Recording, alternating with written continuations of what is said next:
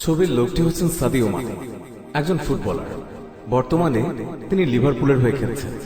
তার শুধু সাপ্তাহিক আয় প্রায় 1,50,00,000 টাকা। ছবিটি ভালো করে খেয়াল করে দেখুন। হাতে তার ভাঙা আইফোন। এমন ভাঙা ফোন ব্যবহার করেন কেন? সাংবাদিকরা জানতে চাইলে তিনি বলেছেন, এটা আমি সার্ভিসিং করে নেব। ওনাকে বলা হলো, আপনি নতুন একটি মোবাইল কেন নিচ্ছেন? উনি বললেন, এমন মোবাইল চাইলে 1000 টাকা কেনা যায়, চাইলে 10টা ফেরারি, 2টা জেট বিমান, 1000খানেক ডায়মন্ডের ঘড়ি কিনতে পারি। কিন্তু এসব কি আমার সত্যি প্রয়োজন? এগুলো শুধু বৈষয়িক বিষয় ছাড়া আর কিছুই নয়। মানুষের রুচি খুবই নিম্নমানের না হলে কেউ 20-30 হাজার ডলারের ঘড়ি হাতে দিয়ে ঘুরবে না। আর এইসবের মাধ্যমে আমার এবং সমাজের কোনো উপকারে আসবে? যেই মুহূর্তে আমার নিঃশ্বাস শেষ, সেই মুহূর্ত থেকে এইসবের মালিকানাও শেষ। সাদিও মানে আরো বলেছেন, দারিদ্র্যের কারণে আমি লেখাপড়া করতে পারিনি। আমি শিক্ষিত না, তাই হয়তো শিক্ষার গুরুত্ব বুঝেছি। দরিদ্র ছিলাম বলেই হয়তো জীবনের আসল অর্থ বুঝেছি। কিন্তু দুনিয়ায় আজ যারা বড় শিক্ষিত, তারাই শিক্ষার গুরুত্বটা ঠিকঠাক বুঝছেন না। যদি বুঝতেন, তবে দুনিয়াতে এত অভুক্ত শিশু না খেয়ে রাতে ঘুমাতে যেত না। মানুষ দিন দিন এইভাবে ভোগবিলাসের কয়েদি হয়ে উঠত না। আমি নিজের বিলাসবহুল বাড়ির পরিবর্তে অসংখ্য স্কুল তৈরি করেছি। দামি পোশাকে ওয়ার্ড্রোব ভর্তি না করে বস্ত্রহীন মানুষকে বস্ত্র দিয়েছি। নিজে দামি গাড়ি চালানোর পরিবর্তে অগণিত স্কুল শিক্ষার্থীদের জন্য স্কুল বাসের ব্যবস্থা করেছি। প্রতি সপ্তাহে সপ্তাহে দামি রেস্টুরেন্টে না খেয়ে অগণিত ক্ষুধার্ত শিশুদের খাবারের ব্যবস্থা করে দিয়েছি। আমি কোথা থেকে উঠে এসেছি সেটা আমি জানি। কি বুঝলেন? এটাই তো হওয়ার কথা ছিল। জীবনের উপলব্ধি তো এটাই। তবে জীবনকে উপলব্ধি করতে চাই না। আমরা শেকড়কে ভুলে যাই অনেক সময়। নিজের অতীত ভুলে যাই, নিজে কোথা থেকে উঠে এসেছি ঠিক সেটাই ভুলে যাই। শিখরে উঠে শেকড়কে ভুলে যাওয়া চলবে না। তখন মূলত নিজের অস্তিত্বকে অস্বীকার করা হয়। সেই অস্তিত্বকে অস্বীকার করতে চান না এই বিশ্ব তারকা ফুটবলার। আমাদের আজকের আয়োজনের বাকিটা সময় জুড়ে জানাবো সাদিও মানের শেকড় থেকে শিখরে ওঠার গল্প। আরো জানাবো রাস্তার ছেলে থেকে সেনেগালের স্বপ্ন সারথিতে রূপান্তরিত হওয়া সাদিও মানের জীবনের কথা ও নানা রকম অজানা তথ্য। হলফ করে বলতে পারি, এই গল্প নিঃসন্দেহে আপনাকে অনুপ্রেরণা যোগাবে। জীবনে ভালো কিছু করে নিজের এবং পরিবারের এবং দেশের মুখ উজ্জ্বল করতে ইচ্ছে করবে। তাই অনুরোধ থাকবে, ভিডিওটি না টেনে একদম শেষ অবধি মনোযোগ সহকারে দেখার জন্য। আর হ্যাঁ, আপনি যদি আজই এই চ্যানেলে প্রথম ভিজিট করে থাকেন, তবে অবশ্যই চ্যানেলটি সাবস্ক্রাইব করে পাশে থাকা বেল আইকনটি ক্লিক করুন। এতে করে আমাদের নতুন ভিডিও নোটিফিকেশন দ্রুত আপনার কাছে পৌঁছে যাবে। চলে যাচ্ছে এবার মূল আলোচনায়। 1992 সালে সেনেগালে জন্ম নেওয়া সাদিও মানের ছেলেবেলাটা খুব মধুর ছিল না। বেড়ে উঠেছিলেন দক্ষিণ সেনেগালের বাম্বালি নামের একটি গ্রামে। পরিবারের আর্থিক অবস্থা তাদের একদমই ভালো ছিল না। এক সাক্ষাৎকারে একবার বলেছিলেন, আমাকে স্কুলে পাঠানোর মতো অর্থ আমার পরিবারের কাছে কখনোই ছিল না। অনেকগুলো ভাই বোন থাকায় তাকে পাঠিয়ে দেওয়া হয়েছিল তার চাচার কাছে। সে কারণেই শৈশবের বড় অংশটি তার চাচার কাছে কেটেছে। খুব ছোট থেকেই ফুটবলের নেশা পেয়ে বসে মানিক। 3 বছর বয়সে পিচ্চি মানের শরীরে সবসময় কাপড় না থাকলেও পায়ে ফুটবল থাকত। রাস্তায় সমবয়সীদের দেখলেই মানেকে আর আটকানো যেত না। বাসা থেকে বেরিয়ে যেতেন খেলার উদ্দেশ্যে। ফুটবলের প্রতি মানের ভীষণ আকর্ষণ থাকলেও প্রথম দিকে পরিবারের কাছ থেকে পর্যাপ্ত সাহায্য পাননি। তার পরিবার চেয়েছিল মানে ধর্মের সাথে সম্পর্কিত কোনো পেশার সঙ্গে নিয়োজিত হোক। মানের বাবা ছিলেন একটি স্থানীয় মসজিদের ইমাম, কিন্তু ফুটবল থেকে মানেকে কোনোভাবেই সরানো যাচ্ছিল না। তাই শেষ পর্যন্ত উপায়ন্ত না দেখে পরিবার তার স্বপ্ন পূরণের সর্বোচ্চ সহযোগিতার সিদ্ধান্ত নেয়। মানে অবশ্য তার পরিবার, তার চাচা, গ্রামের মানুষজন, এমনকি রাজধানী ঢাকায় গিয়ে যে পরিবারে আশ্রয় নিয়েছিলেন সবার প্রতি কৃতজ্ঞ তিনি। তার চাচার সেই সময়ের সহযোগিতাকে খুব বড় করে দেখেন মানে। তার যাবতীয় খরচ বহনের জন্য গ্রামের সবাই চাঁদা দিয়েছিল। তার চাচা ও পরিবার জমির ফসল বিক্রি করে পাওয়া অর্থের একটি বড় অংশ খরচ করেছিলেন মানের সেই স্বপ্ন পূরণে। এইসব কথা মানে অকপটই বলেছেন। ঢাকায় গিয়ে যে বাড়িতে ওঠেন সেই বাড়ির লোকজন তার একদমই পরিচিত ছিল না। কিন্তু মানের স্বপ্নের কথা শুনে তারা সাহায্য করতে রাজি হয়ে যায়। তার থাকা খাওয়ার ব্যবস্থা করেন। সেনেগালের রাজধানী ঢাকায় নিয়ে গিয়ে জেনারেশন ফুটবল নামের এক ফুটবল একাডেমিতে ভর্তি করানো হয় মানে। সেখানে ভর্তি ট্রায়ালের সময় শুরুতেই বুড়ো কোচ তার পুরনো বুট, ছেঁড়া শর্টস নিয়ে খোঁচা দিয়েছে। খোঁচার বিপরীতে মানের সোজা সাপটা জবাব, এসব নিয়ে খোঁচা দিয়ে লাভ নেই, আমি মাঠেই দেখাবো যে আমি কি। ট্রায়ালের সময় খোঁচা দেয়া সেই বুড়ো কোচ ট্রায়ালের পর মানের প্রতিভায় এতটাই মুগ্ধ হন যে সেদিনই তাকে একাডেমিতে ভর্তি করে নেন। জেনারেশন ফুটে প্র্যাকটিস করার সময় মানে ফরাসি স্কাউটদের সুনজরে আসে।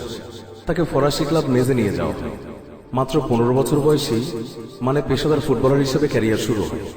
মেজে খুব একটা ভালো করতে পারে, 19 ম্যাচ খেলে তিনি 1 গোল করেন। আসলে এই ক্লাবটিতে তাকে মাঠে পর্যাপ্ত সাহায্য করার মতো দক্ষ খেলোয়াড় ছিল না, তাই মেজ থেকে 4 বিলিয়ন ইউরোর বিনিময়ে অস্ট্রিয়ান ক্লাব রেড বুল স্ল্যাশবার্গে চলে যান। রেড বুল স্ল্যাশবার্গে সেখানে দুর্দান্ত পারফর্ম করেন মানে এই ক্লাবের হয়ে মানে অস্ট্রিয়ান কাপ, অস্ট্রিয়ান বুন্দেসলিগা জেতেন। 80 ম্যাচে করা 42 গোলই প্রমাণ করে মানে কতটা কার্যকরী ছিলেন। নিজেকে আরো বড় চ্যালেঞ্জের জন্য প্রস্তুত করা মানে ইংলিশ প্রিমিয়ার লিগ খেলার জন্য সাউদাম্পটনের সাথে 4 বছরের চুক্তিতে সই করেন। 12 মিলিয়ন ইউরোর বিনিময়ে রেড বুল স্ল্যাশবার্গ থেকে তিনি সাউদাম্পটনে চলে আসেন। 2015 সালের 16 মে তারিখে অ্যাস্টন ভিলার বিপক্ষে 6-1 গোলে জয় পায় সাউদাম্পটন। এই ম্যাচটিকে সাদিও মানের জীবনের অন্যতম সেরা ম্যাচ বলে বিবেচনা করা হয়। মাত্র 2 মিনিট 56 সেকেন্ডের মধ্যেই তিনি 3টি গোল করেন, যেটি এখন পর্যন্ত প্রিমিয়ার লিগের ইতিহাসে দ্রুততম হ্যাট্রিক হিসেবে অক্ষত আছে। 2015-17 মৌসুমে বিভিন্ন ম্যাচে 15টি গোল করে সাউদাম্পটনের সর্বোচ্চ গোলদাতা হন। আরও বড় চ্যালেঞ্জের জন্য 2016 সালের গ্রীষ্মে রেকর্ড 34 মিলিয়ন ইউরো ট্রান্সফার ফির বিনিময়ে লিভারপুলে চলে আসেন সাদিও মানে। লিভারপুলের সাথে তার 5 বছরের চুক্তি হয়। লিভারপুলে আসার পর 2017 সালের মৌসুমে প্রিমিয়ার লিগে 13টি গোল করেন, যা তাকে টিম অব দ্য ইয়ারের জায়গা করে দেয়। 2018 সাল মানে কৌতিনহো, সালাহ আর ফিরমিনোর সাথে লিভারপুলের ভয়ঙ্কর আক্রমণ ভাগ গড়ে তোলে। জানুয়ারিতে কৌতিনহো বার্সেলোনায় চলে আসলে মানে সালাহ ফিরমিনো হয়ে ওঠে বিশ্বের অন্যতম ভয়ঙ্কর অ্যাটাকিং ট্রাই। 2018 সালে লিভারপুল চ্যাম্পিয়ন্স লিগের ফাইনালে ওঠে। সেখানে রিয়াল মাদ্রিদের বিপক্ষে ফাইনালে হারলেও সেনেগালের প্রথম খেলোয়াড় হিসেবে চ্যাম্পিয়ন্স লিগের ফাইনালে গোল করার কৃতিত্ব ঠিকই অর্জন করে নিয়েছিলেন সাদিও মানে। মানে সেই বছরের মার্চে বার্নলির বিপক্ষে গোল করার মাধ্যমে প্রতিযোগিতামূলক খেলায় লিভারপুলের হয়ে 50টি গোল করার সৌভাগ্য অর্জন করেন। তার 3 দিন পরেই ব্রায়ান মিউনিকের বিরুদ্ধে 2টি গোল করে দলকে নিয়ে যান চ্যাম্পিয়ন্স লিগের কোয়ার্টার ফাইনালে। 22টি গোল করে প্রিমিয়ার লিগ শেষ করেন। অবামেয়াং ও সালার সাথে যৌথভাবে গোল্ডেন বুট লাভ করেন। চ্যাম্পিয়ন্স লিগের ফাইনালে টটেনহ্যামের বিপক্ষে শুরুতেই একটি পেনাল্টি আদায় করেছিলেন সাদিও মানে। ফাইনালে লিভারপুল 2-0 গোলে টটেনহ্যাম হটস্পারকে হারিয়ে ইউরোপ সেরার মুকুট মাথায় তোলেন। তার বর্তমান ক্লাব লিভারপুলকে নিজের পরিবারের মতোই মনে করেন সাদিও মানে। ইউর্গেন ক্লপের কোচিংয়ে তিনি প্রতিনিয়তই উন্নতি করছেন। অর্জনের খাতায় যুক্ত হচ্ছে নতুন অনেক কিছু। গত বছরে লিভারপুলের সাথে একটি লম্বা চুক্তি করেছেন। লিভারপুলে ক্যারিয়ার শেষ করতে চান। ব্যক্তিজীবনে তিনি অত্যন্ত বিনয়ী একজন মানুষ। ইউরোপের অন্যতম সেরা একটি ক্লাবের খেলোয়াড় কিংবা বিশ্বের অন্যতম সেরা অ্যাটাকার হওয়া এইসব বিষয় নিয়ে মোটেও ভাবেন না তিনি। অন্যান্য আফ্রিকান ফুটবলারদের মতো সাদিও মানেও আফ্রিকার আর্থসামাজিক উন্নয়নে প্রচুর সাহায্য করেন। তার বাবা যে মসজিদের ইমাম ছিলেন, সেই মসজিদের সংস্কারের জন্য অর্থ দিয়েছেন। তার গ্রামের দরিদ্র মানুষদের সহায়তা করেছেন সাধ্যমতো। গত বছরের জুলাইয়ে তার শৈশবের গ্রাম বাম্বালিতে স্কুল এবং হাসপাতাল স্থাপনের জন্য 8 লাখ ইউরো দান করেছেন। চলতি বছরের মহামারীতে উজাড় করে দিয়েছেন দেশ এবং মানুষের জন্য। ঘানায় একটি সংবাদ মাধ্যমকে একটি বিশেষ সাক্ষাৎকার দিয়েছেন সাদিও মানে। সেখানেই বলেছেন, বিলাসী পণ্য কিনে মানুষকে দেখানোর কোনো অর্থ খুঁজে পান না সাদিও মানে। 10টা ফেরারি, 20টি হীরের আংটি কিংবা 2টি জেট প্লেন কেন কিনতে চাইব? এই জিনিস কি আমার কোনো কাজে লাগবে কিংবা পৃথিবীর কোনো কাজে আসবে? আমি একসময় ক্ষুধার্ত জীবন কাটিয়েছি এবং আমাকে মাঠে কাজ করতে হতো। আমি যে কঠিন সময় পার করে এসেছি, খালি পায়ে ফুটবল খেলেছি। আমার শিক্ষা ছিল না, অনেক কিছুই ছিল না, কিন্তু ফুটবলের সুবাদে এখন আমি যা আয় করি তা দিয়ে আমি আমার দেশের মানুষের উপকার করতে পারি এবং সেটাই করছি। বহুদিন ধরেই সেনেগালের জীবনমানের উন্নয়নের চেষ্টা করে যাচ্ছেন সাদিও মানে। এখনো তিনি চেষ্টা চালিয়ে যাচ্ছেন দেশের মানুষের নিজের সৌভাগ্যের অংশ করতে। এই মহৎ লক্ষ্য সামনে আছে বলেই কোনো ধরনের বিলাসিতা করার উৎসাহই তিনি পান না। আমি স্কুল বানিয়েছি, একটি স্টেডিয়ামও বানিয়েছি। যারা ভয়ঙ্কর দরিদ্র তাদের আমরা খাবার, কাপড় এবং জুতো দিয়েছি। এছাড়া সেনেগালের খুবই দরিদ্র এক অঞ্চলের প্রত্যেক পরিবারকে মাসে 70 ইউরো করে দেওয়ার ব্যবস্থা করেছি। এটা তাদের পরিবারের মাসিক আয়ে অবদান রাখে।